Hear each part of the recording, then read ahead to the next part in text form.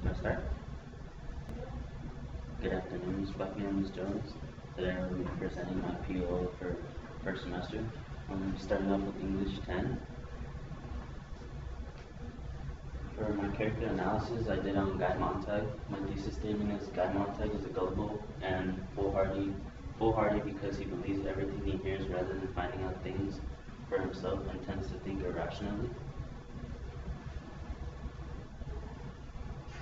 So for my evidence 1, I used this quote. Kerosene, he said, because the silence had to lengthen, is nothing but perfume to me. Doesn't it seem like that really? Of course, why not? In this quote, I feel like he was just saying that kerosene is like a perfume to him because the fact that he's a fireman, he believes that just because he's a fireman, like it's normal. So like he's supposed to kind of follow in those steps of other firemen, as in saying like kerosene is a perfume to them and that's something that they always should be smelling like. For my evidence 2, I use this quote, we don't get over anxious or mad. We let the fireman keep the book 24 hours. If he doesn't burn it by then, we simply come burn it for him. Of course, Montag's mouth was dry. In this quote, I feel like he was trusting and he was foolhardy and trusting Beatty. I said that right. He was foolhardy and trusting him because he feels like, he kind of gave off the vibe that he was carrying a book by asking about what happens if a fireman were to keep a book. And I'm sure like Beatty wasn't a dumb guy, so I'm sure he kind of caught on to what he was saying. And I'm sure he knew that he had a book somewhere in his house. For my final evidence, I put, and then he was a shrieking blaze, a jumping, sprawling, gibbering mannequin, no longer human or known, all withering flame on the lawn as Montag shot him, one continuous pulse of liquid fire on him. In this part, this is where Montag kills Beatty, and I feel like he was thinking irrationally because he didn't necessarily he just kind of wasn't really thinking about what would happen, what would be the consequences of him killing him. And he was just thinking in the moment, and he just decided just to kill him, feeling like as if it would make it a lot better if he was dead. Thank you for listening.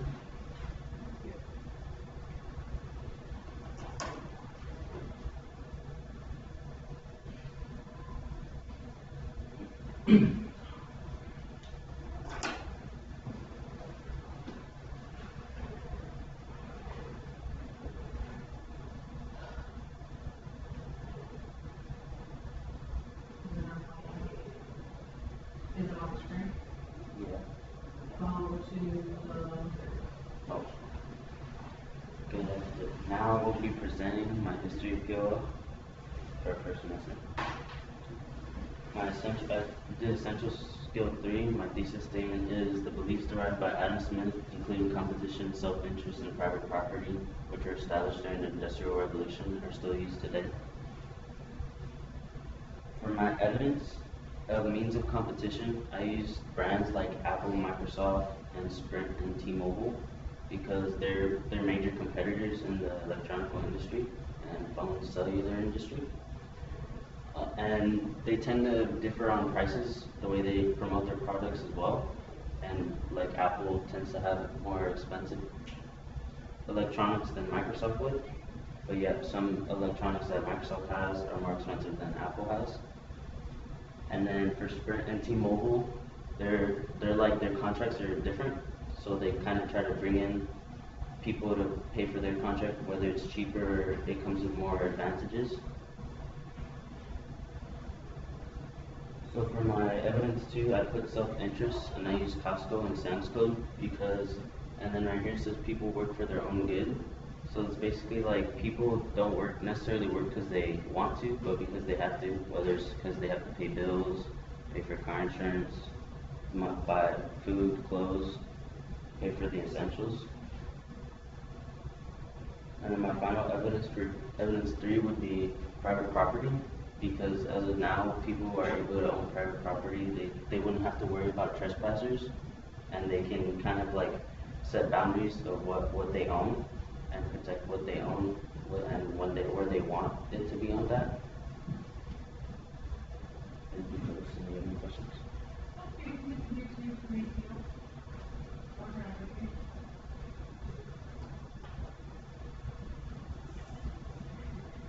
Alright, just start with the heart. And then Oh. this is my geometry. Alright, walk me through what you did. Okay, so for Apple and Gabe, I put them as noun phrases. And I put Apple as a noun and Gabe as a verb. And then us, I can figure out what us was. And A, I put it as a conjunction. And the computer, I put it as a noun. And I place a comma in between computer and anyone. And then I also put a semicolon between it and is. And then I put anyone as a noun, used as a verb. I can find out what can was.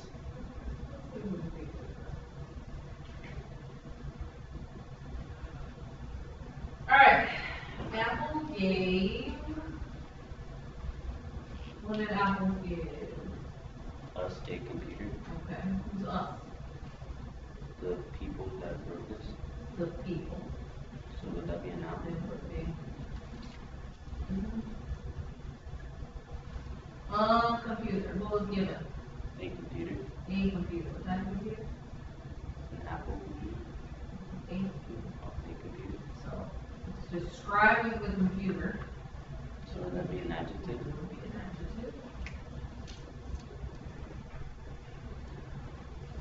So I assume when you put ID, you meant in the colon? Yeah. I see. So the noun phrase and the verb phrase turns into an independent clause. Remember what we said, if there's a comma between two words, we can't add them as like phrases. Oh, So that's not computer good. is a separate phrase. So this one would be its own noun phrase? It would be its own passive phrase. Anyone is still a noun. Can is what? You're able to? You are able to. Would that be a verb? It would be a verb because it's an action.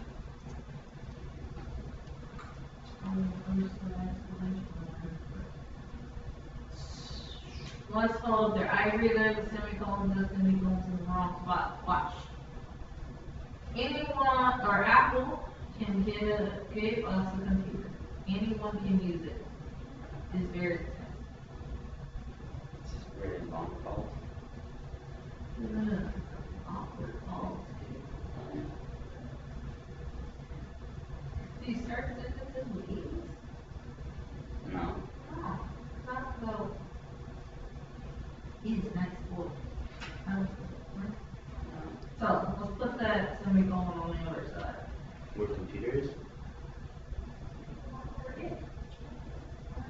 Anyone can use. So Oh, so it's Apple gonna be gave right us here? a computer, anyone can use. It is very expensive, Oh, okay. right? Alright, so is. What part of speech it is?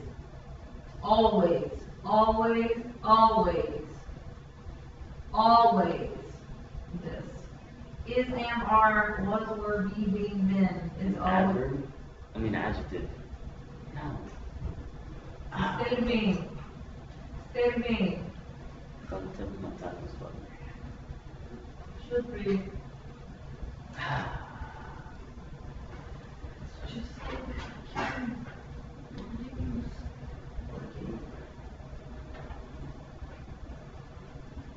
I don't know. A verb? yes. It's a verb. So we got it as a noun, so that becomes a kind of phrase. Oh, noun phrase? A noun phrase. Not with the verb, right? With the verb. They don't like each other. Is what? Verb phrase. Verb phrase. And then let's finish up this thought. You have very as an adjective. What is it describing? How expensive it How is. expensive it is, which makes expensive A noun. a noun. So we got a noun phrase and a verb phrase. It is very expensive. That makes it what? Kind of clause.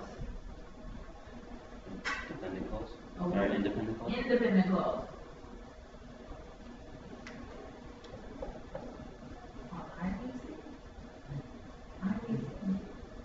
IPC?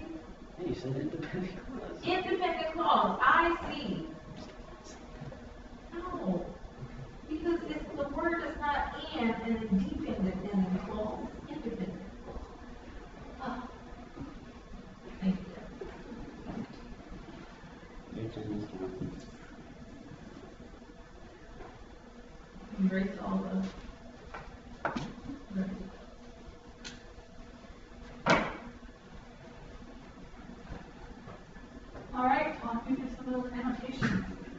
so I annotated the first sentence as he's basically saying they're forced to live under the English rule. And then over here I annotated this sentence as in saying like they're keeping vital information away from the Indian people so that they won't know what's really going on around them. And then the last sentence I put the English don't treat them as human beings, just as things. It's something they can replace and just get more of. My thesis is Gandhi opposes British rule in India because he feels the British ruling is forcing Indians to live under their rule as stated. Can you just move over? Like, as stated, and then you're going to your evidence. Yeah. Should your thesis be separate from your evidence? Yeah. Let's make that into a thesis statement. So should I put a period on by there? Okay, so what is the question asking?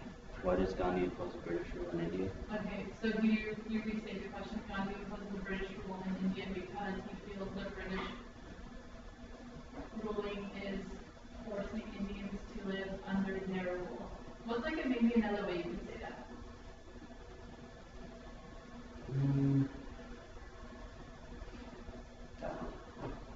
What? I don't know.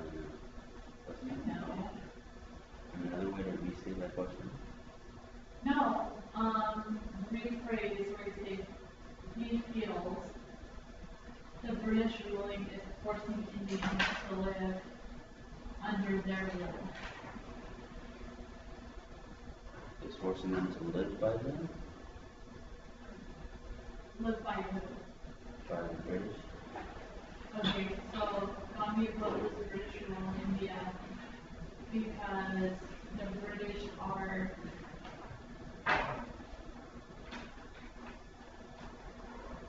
Taking over them? okay. Do you see why that's a little bit better? Yeah. This is more specific, it's a little bit more to the point. Okay, so then we have evidence. So let's say it starts with as stated. What else would you say for more specific? Gandhi said. Okay, so Gandhi said, what is it? Because India has become impoverished by their government. Okay, does that piece or that evidence support your thesis? Yes. How so? Because he's explaining how they're taking over basically the one thing that they really had the most of, Which is what? the government. Your government? And it's important to have a stable elected government. Okay. And then your analysis.